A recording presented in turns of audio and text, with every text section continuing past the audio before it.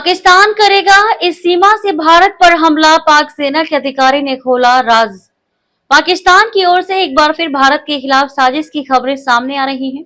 भले ही पाकिस्तान को कई बार भारत से कड़ा जवाब मिल चुका हो, लेकिन उसकी हरकतें थमने का नाम नहीं ले रही हैं। अब पड़ोसी देश के सेना प्रमुख जनरल आसिम मुनीर ने भारत के खिलाफ एक नई रणनीति की ओर इशारा किया है। पाकिस्तानी सेना के प्रवक्ता लेफ्टिनेंट जनरल अहमद शरीफ चौधरी ने एक बयान में बताया कि पाकिस्तान भविष्य में होने वाले किसी भी संघर्ष की शुरुआत भारत की पूर्व सीमा से करने की योजना बना रहा है।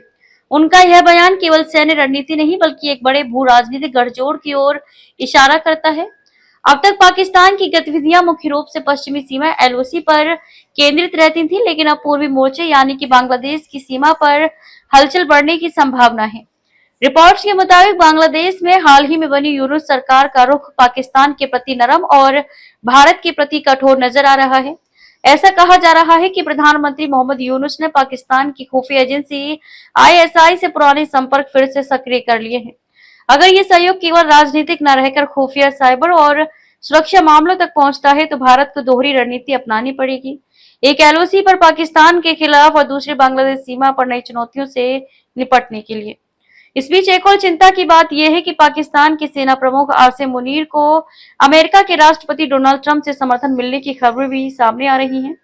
ट्रंप का भारत के प्रति बदलता रुख और पाकिस्तान के साथ संवाद बढ़ाना पाकिस्तानी सेना को अंतर्राष्ट्रीय स्तर पर एक नई ताकत देने जैसा है। बताया जा रहा है कि मुनीर ने हाल के महीनों में चीन और अमेरिका के साथ संबंध मजबूत करने की कोशिश की है ताकि अंतर्राष्ट्रीय मंचों पर पाकिस्तान को अधिक समर्थन मिल सके।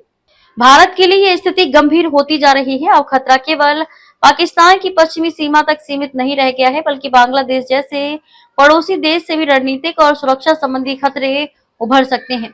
यदि बांग्लादेश की सरकार पाकिस्तान के प्रभाव में आकर भारत विरोधी गतिविधियों को बढ़ावा देती है, तो इसका असर भारत के पूर्वोत्तर राज्यों असम और बंगाल की सीमाओं और देश की आंतरिक शांति पर पड़ सकता है।